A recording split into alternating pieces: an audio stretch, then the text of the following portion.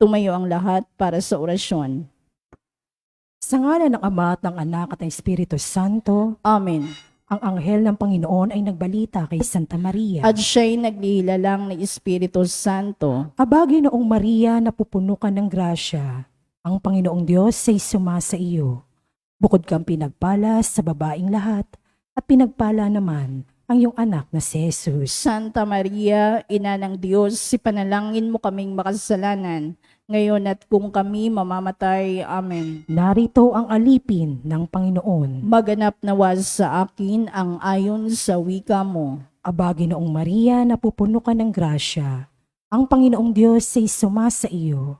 Bukod kang pinagpala sa babaing lahat, at pinagpala naman ang iyong anak na si Jesus. Santa Maria, Ina ng Diyos, ipanalangin mo kaming makasalanan, ngayon at kung kami mamamatay. Amen. At ang salita ay nagkatawang tao. At nakipamuhay sa atin. Aba, Ginoong Maria, napupuno ka ng grasya.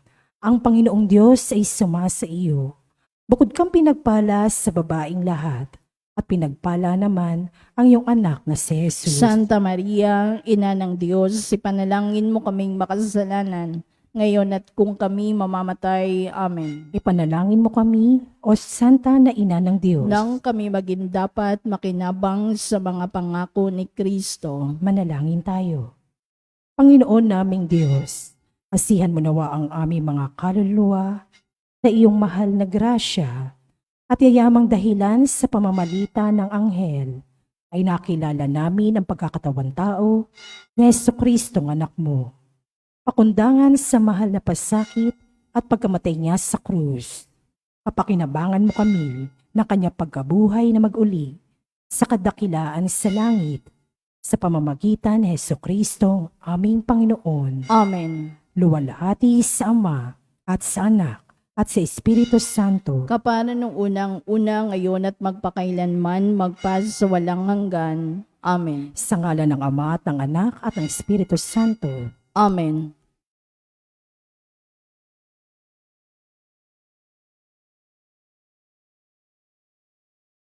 At ang mamumuno po sa ating banal na pagdiriwang ngayon ay ang atin pong Kura Paroko, Reverend Father Douglas Libadong.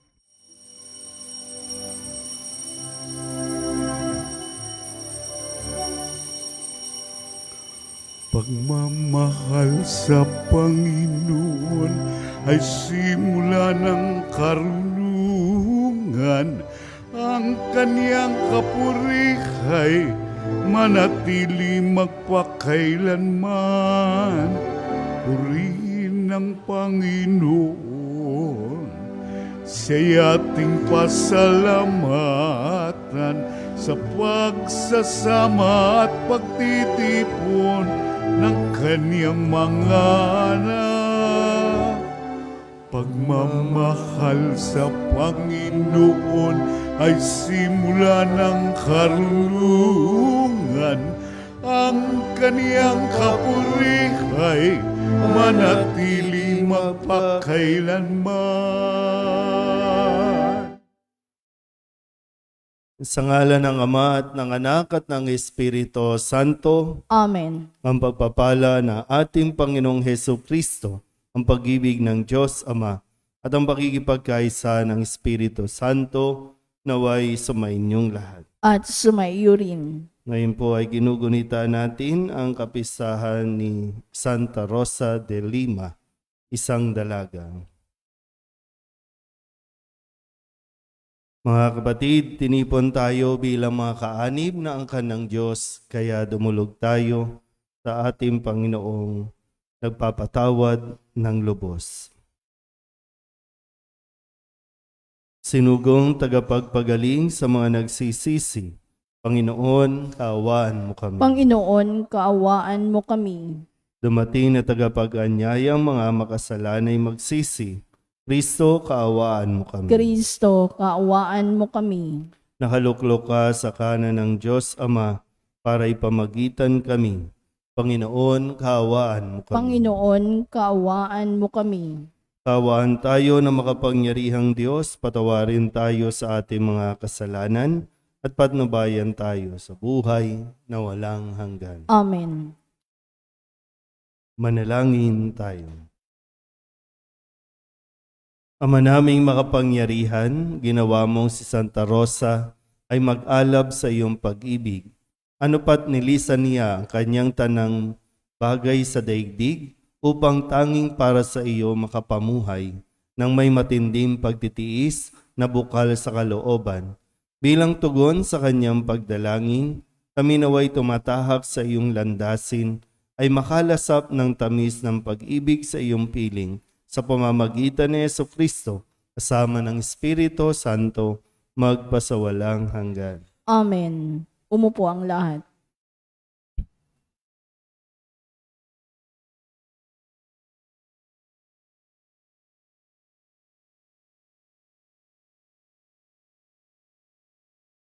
Pagbasa mula sa aklat ng mga hukom. Noong panahong iyon, ang mga taga-Sikwem at Bet-Milo ay sama-sama nagpunta sa may sagradong puno ng ensina sa Sikem at itinalagang hari si Abimelech. Nang mabalitaan ito ni Huwatam, tumayo siya sa itaas ng bundok ng Gerizim at humiyaw. Mga taga-Sikem, makinig kayo sa akin at makikinig sa inyo ang Diyos. Noong unang panahon, nag-usap-usap ang mga punong kahoy upang pumili ng hari. Sinabi nila sa ulibo, "Ikaw ang maghari sa amin." Sumagot ang ulibo, "Kakailanganin kong itapon ang aking langis na gamit sa pagpaparangal sa mga Diyos at sa mga tao kung ako ang mamamahala sa inyo." Sinabi nila sa igos, "Ikaw na ang maghari sa amin." Ngunit sumagot ang igos, "Kakailanganin kong iwan ang masasarap kong bunga kung pamamahalaan ko kayo." Kaya sinabi nila sa ubas, "Ikaw na nga ang maghari sa amin." Sumagot ang ubas, "Sa akin nanggagaling ang alak na pampasaya sa mga Diyos at sa mga tao. Kakailanganin kong iwan yaon kung ako ang maghahari sa inyo." Kaya sinabi nila sa dawag, "Ikaw na nga ang maghari sa amin." Ang sagot ng dawag, "Kung talagang ibig ninyo akong maging hari, sumilong kayo sa akin. Kung ayaw ninyo sumilong, magpapalabas ako ng apoy upang sunugin ang mga sedro ng Libano." Ang salita ng Diyos. Salamat sa Diyos. Salmong tugunan ang atin pong itutugon. Poon ang bigay mong lakas sa hari nagpapagalak. Tayo pong lahat. Poon ang bigay mong lakas sa hari nagpapagalak. Nagagalak ang hari o poon dahilan sa lakas mong bigay. Siya'y nagagalak sa kanyang tagumpay. Binigyan mo siya ng lahat ng kanyang mga kailangan at iyon dininig kanyang kahilingan. Tugon. Poon ang bigay mong lakas sa hari nagpapagalak. Dinalaw mo siya na ang iyong taglay ay gintong korona. Iyong pinagpala at pinutungan siya. Hiling niya'y buhay at iyon ang iyong ipinagkaloob. Buhay na mahaba't walang pagkatapos. Tugon.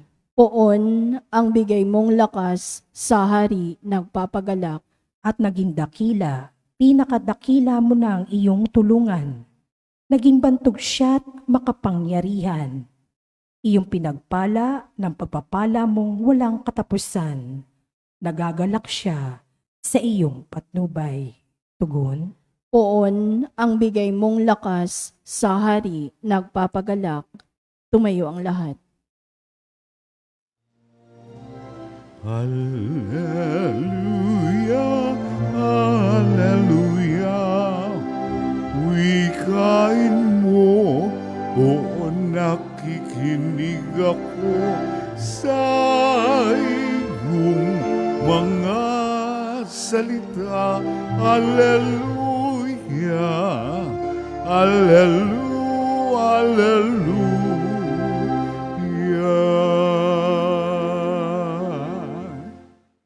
Sumainyo ang Panginoon. At sumaiyo rin. Ang mabuting balita ng Panginoon ayon kay San Mateo. Papuri sa iyo, Panginoon.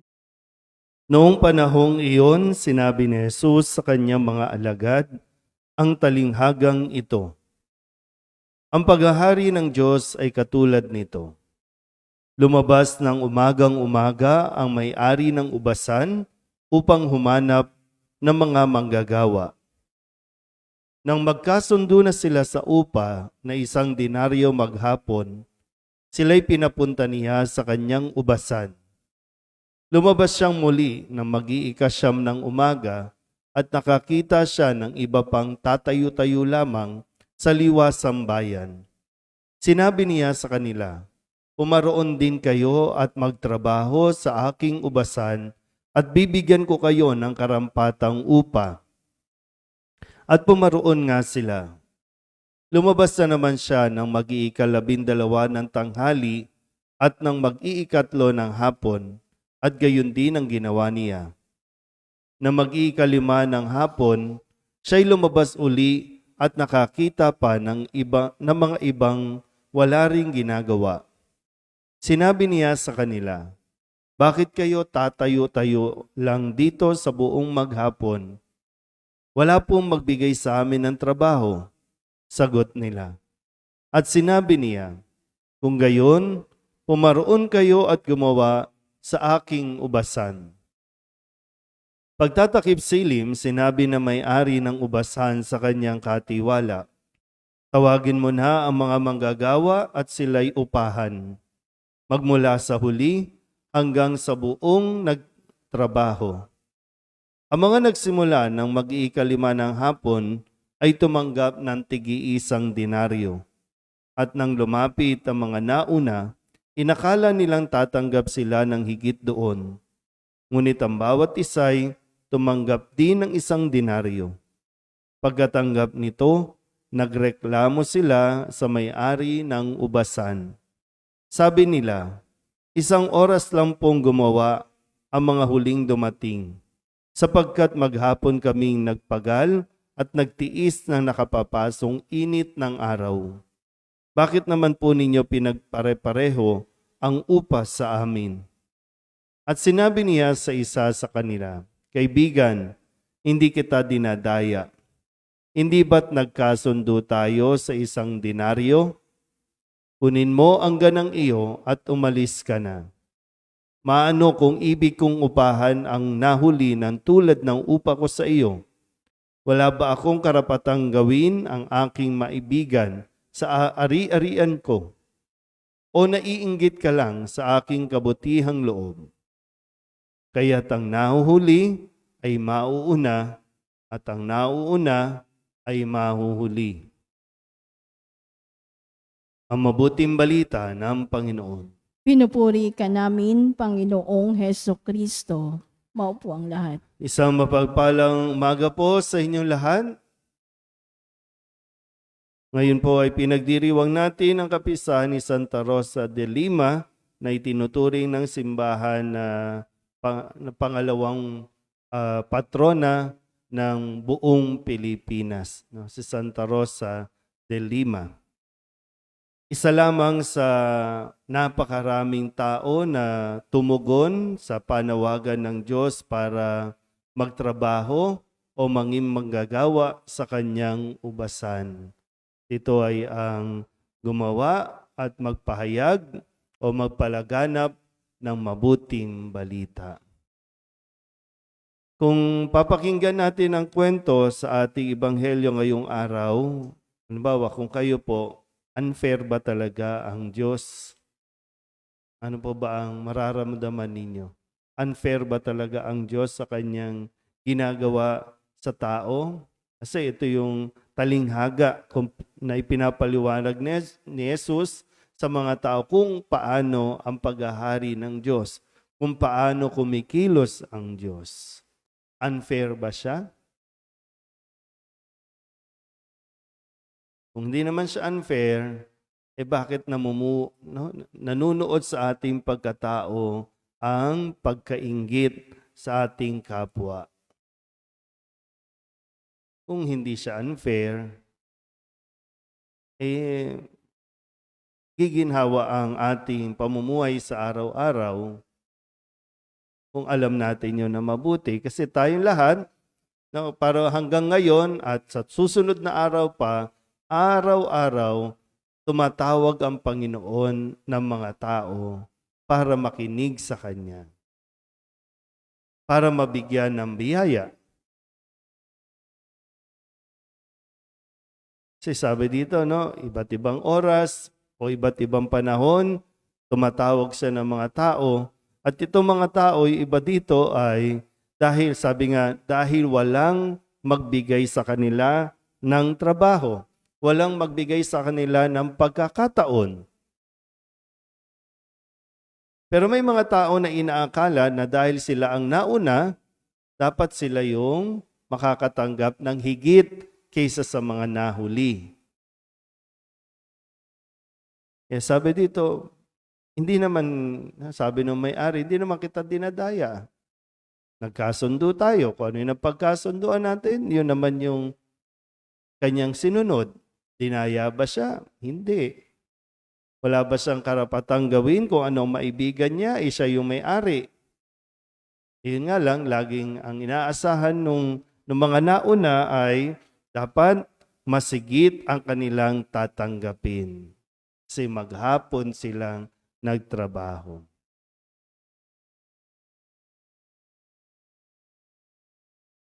Ano ba ang gagawin natin dito? Para mas maintindihan natin ng kaunti. Kasi maganda yung mga ibinalik na tanong . Kung gusto mong maghari, gusto mong maramdaman ang paghahari ng Diyos, makontento ka sa kung ano ang ibinigay sa iyo ng Diyos. Kasi hanggat tingin ka ng tingin sa kung ano ang tinanggap ng iba, mawawalan ka ng dahilan para maging maligaya sa iyong tinanggap. Lahat na lang ng bagay, kinainggitan ng tao sa kanyang kapwa. Yung itsura niyang ng kapwa, titingnan mo. Yung pamilya ng ibang kapwa, titingnan mo. Asawa ng iba, titingnan mo. Success ng iba, titingnan mo.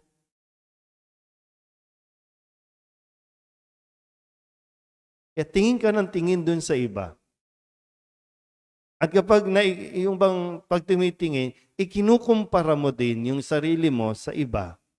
Kumpara ka ng kumpara. Magkaiba talaga ang tsura ninyo. Panguka, matangos ilong niya. Tingin ka ng tingin.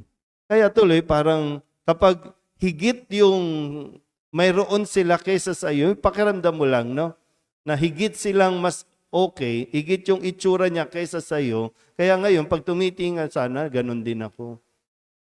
Dapat ganun . Kaya yung iba, hindi makontento sa kulay, hindi makontento sa itsura, o ano-ano mga operasyon ang gagawin para lamang mahigitan pa yung iba. Pero hindi talaga kasi nga iba ka talaga.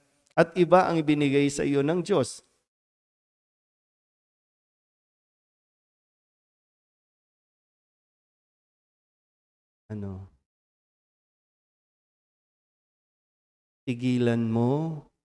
Tigilan natin ang pagkukumpara ng ating sarili sa iba. Maiinggit ka lang. Hindi naman dapat tayong mainggit. Kasi dapat makontento tayo at matutong magpasalamat sa kung ano ang ibinigay ng Diyos sa atin. Na kung tutuusin, pare-pareho tayong binibiyayaan ng Diyos. Minsan, dati po, nung ma-assign ako dito, hindi maiwasan yung ikumpara. Bakit ganun? Bakit diyan ka inilagay, Father? Bakit yung iba doon sa mas malaki? Doon sa mas maayos? Ano ba problema dito? Pareho naman simbahan ito. Pareho naman kami nagsisimba. Minsan, malaki ang simbahan nila, pareho lang naman yung number na nagsisimba. De 20 ang nagsisimba. Kung mabubuhay ako sa ganun, sila nandito, yung crowd nila, malinis. Walang mangyayari sa akin dito. Hindi ko mahanap. Para bang yung dahilan para maging masaya sa paglilingkod, baka mawala yun kung tingin ako ng tingin sa iba kong mga kakilala na bakit siya doon, bakit dito. At anong problema kay solidad? Minsan kayo, nakapag-aral naman kayo, pero nung makagraduate, bakit tingin ka ng tingin sa ibang karir ng iba? Ba't di ka mag-focus sa kung anong binigay sa iyo ng Diyos? Kung kumpara mo na naman, bakit sila walang sakit? Bakit ikaw mayroon? O ba't ano bang ginawa mo? Kailangan, minsan, no? Diretsahan din, sagutin, naiinggit ka ba sa aking kabutihan?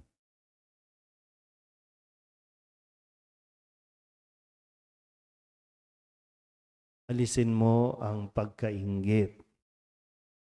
Lalo na kung hindi talaga nakakabuti sa'yo. Alisin mo ang inggit, lalo na kung hindi ka nabubuhay na masaya araw-araw. At simulan mong tingnan, ano ba ang ibinigay ng Diyos sa iyo na natanggap mo naman. Para mas ma-appreciate mo ang buhay. At kung mangyayari yan, mararanasan mo ang paghahari ng Diyos sa iyong buhay dito pa lang sa lupa. Amen?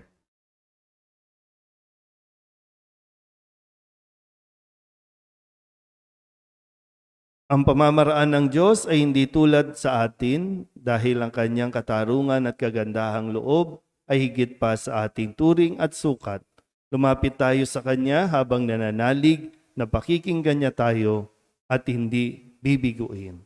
Ang ating pong itutugon, Ama, sumaamin nawa ang iyong kagandahang loob. Ama, sumaamin nawa ang iyong kagandahang loob.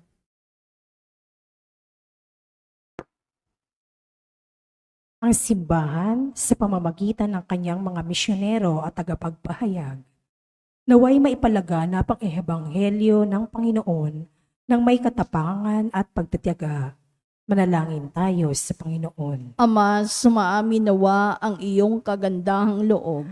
Tayo naway makapaglingkod sa Panginoon at sa isa't isa nang walang hinihintay na merito at gantimpala. At sa halip, gawin lamang ito ng may kabutihan mula sa ating mga puso. Manalangin tayo sa Panginoon. Ama, sumaamin nawa ang iyong kagandahang loob. Ang mga walang trabaho, naway dagling makatagpo ng kanilang hanap buhay. Manalangin tayo sa Panginoon. Ama, sumaamin nawa ang iyong kagandahang loob. Ang mga may sakit at mga nagdurusa, naway masyahan sa kalinga at unawa ng kanilang pamilya at mga kaibigan. Manalangin tayo sa Panginoon. Ama, sumaamin nawa ang iyong kagandahang loob. Ang mga nagtiyagang mamuhay ng mabuti sa mundong ito at na mayapa, naway makatanggap ng gantimpala sa makalangit na kaharian ng Diyos. Manalangin tayo sa Panginoon. Ama, sumaamin nawa ang iyong kagandahang loob. Idulog din natin sa Panginoon ang ating mga personal na kahilingan at mga panalangin para sa ating mga pamilya, kasama ang mga kahilingan ng mga nanonood sa online. Lahat ng mga misang pasasalamat, special na intensyon, mga agarang paggaling ng mga may sakit, at ang lahat ng mga kaluluwa na hinihiling na ipagdasal sa misang ito.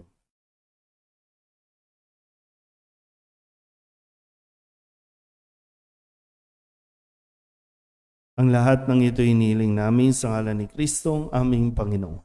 Amen. Umupo ang lahat.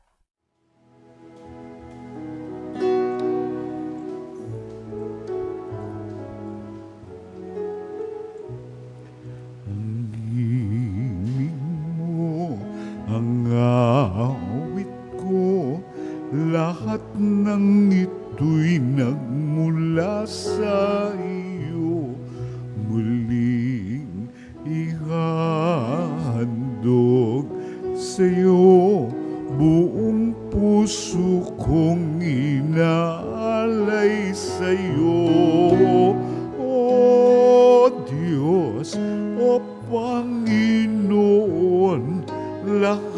ay biyayang aming inampon, aming buhay at kakayahan. Ito'y para lamang sa iyong kalwalhatian.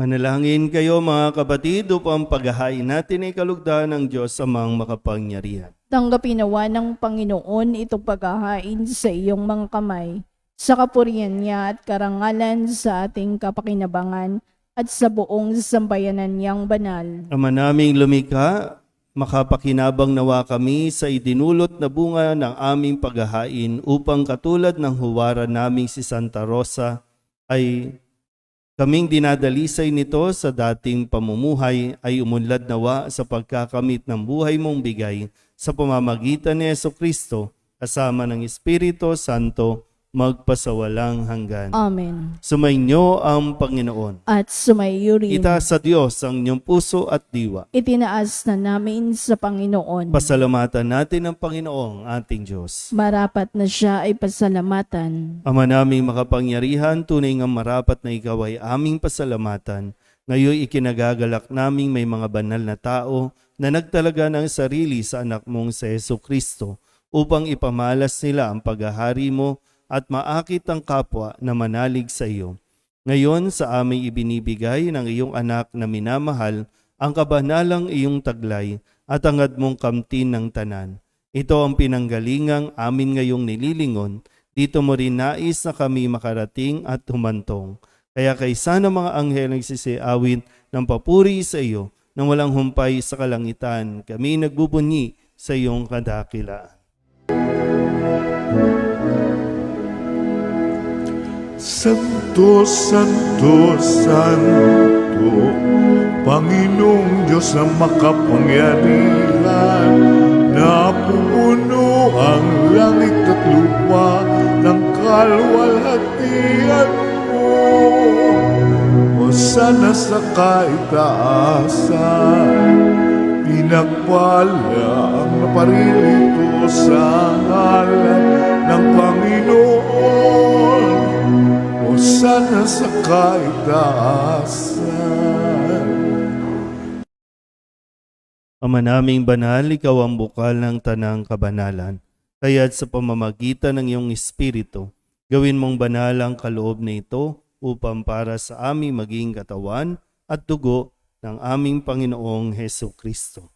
Bago niya pinagtiis ang kusang loob na maging handog, hinawakan niya ang tinapay, pinasalamatan kaniya, pinaghati-hati ni iyon, iniabot sa kanyang mga alagad at sinabi,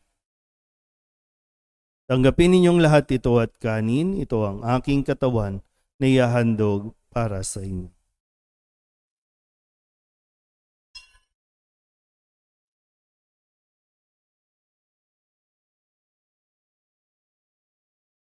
Gayundin naman nung matapos ang hapunan, hinawakan niya ang kalis, muli kaniyang pinasalamatan. Iniabot niya ang kalis sa kanyang mga alagad at sinabi, tanggapin ninyong lahat ito at inumin. Ito ang kalis ng aking dugo ng bago at walang hanggang tipan. Ang aking dugo na ibubuhos para sa inyo at para sa lahat sa kapapatawad ng mga kasalanan. Gawin ninyo ito sa pag-alaala sa akin.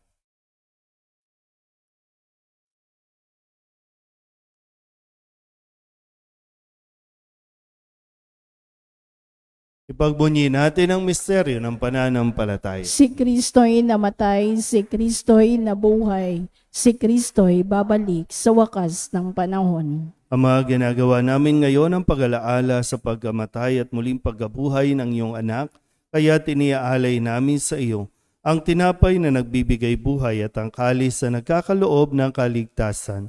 Kami napapasalamat dahil kami iyong minarapat na tumayo sa harap mo para maglingkod sa iyo. Isinasamo namin kami magsasalo-salo sa katawan at dugo ni Kristo ay mabuklod sa pagkakaisa sa pamamagitan ng Espiritu Santo. Ama, lingapin mo ang iyong simbahang laganap sa buong daigdig. Puspusin mo kami sa pag-ibig kaysa ni Francisco na aming Papa at ni Jose na aming kubispo at ng tanang kaparian. Alalahanin mo rin ang mga kapatid namin na himlay na may pag-asang sila'y muling mabubuhay, gayon din ang lahat ng mga pumanaw. Tawaan mo sila at patuloyin sa iyong kaliwanagan. Tawaan mo at pagidapati kaming lahat na makasalo sa iyong buhay na walang wakas.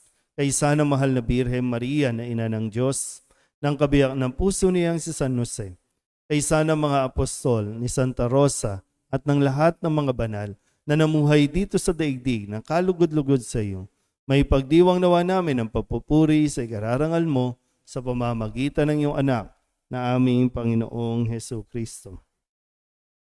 Sa pamamagitan ni Kristo, kasama niya at sa Kanya, ang lahat ng parangal at papuri ay sa iyo, Diyos amang makapangyarihan, kasama ng Espiritu Santo, magpasawalang hanggan. Amen. Amen.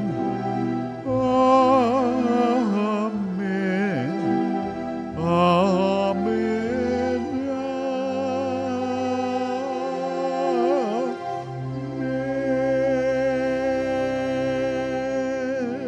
Sa tagubili ng manakagagaling na utos sa turo ni Jesus sa Panginoon natin at Diyos, ipahayag natin ang lakas loob. Ama namin, sumasalangit ka,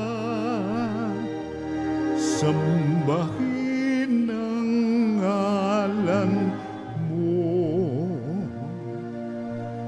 mapasa amin ang kaharian mo, sundin ang loob mo, dito sa lupa para lang sa langit.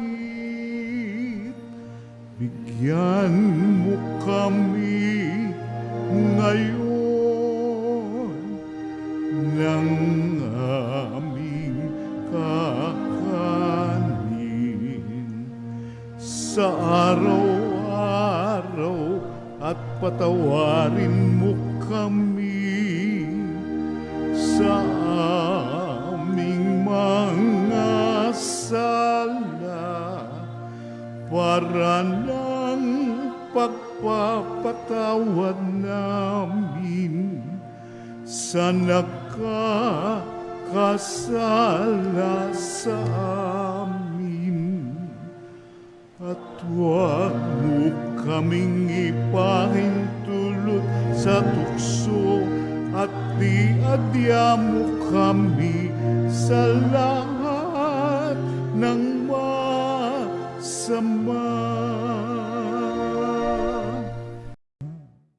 Inihiling namin kami ihidya sa lahat ng masama, pagkalooban ng kapayapaan araw-araw, iligtas sa kasalanan at ilayo sa lahat ng kapahamakan, samantalang aming pinananabikan ang dakilang araw ng pagpapahayag ng tagapagligtas naming si Hesu Kristo. Sapagkat iyo ang kaharian at ang kapangyarihan at ang kapurihan magpakailanman. Amen.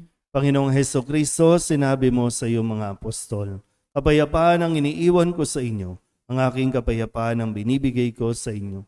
Tunghayan mo ang aming pananampalataya at huwag ang aming mga pagkakasala.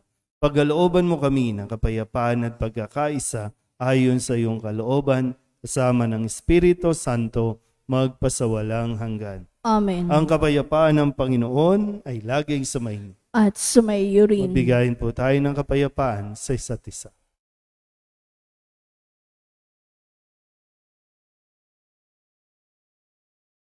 Kordero ng Diyos na nag-aalis ng mga kasalanan ng sanlibutan, maawa ka sa amin. Kordero ng Diyos na nag-aalis ng mga kasalanan ng sanlibutan, maawa ka sa amin. Kordero ng Diyos na nag-aalis ng mga kasalanan ng sanlibutan, ipagkaloob mo sa amin ang kapayapaan. Lumuhod ang lahat. Ito ang kordero ng Diyos. Ito ang nag-aalis ng kasalanan ng sanlibutan. Mapalad ang mga inanyayahan sa kanyang piging. Panginoon, hindi ako karapat-dapat na magpatuloy sa iyo, ngunit sa isang salita mo lamang ay gagaling na ako. Katawan ni Kristo, Amen.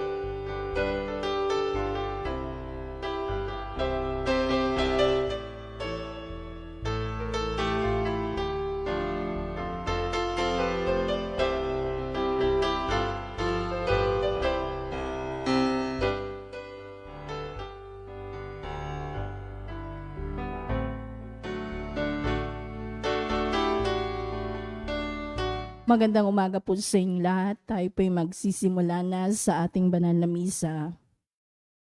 Isama po natin sa ating panalangin ang pasasalamat ni Maria Madonna Marikit para sa kanyang kaarawan. Gayon din ang pasasalamat nila Elenita Kaskasan and family, Wilma Domingo, Katrina Elpa, Lourdes Elpa, Erica Taki.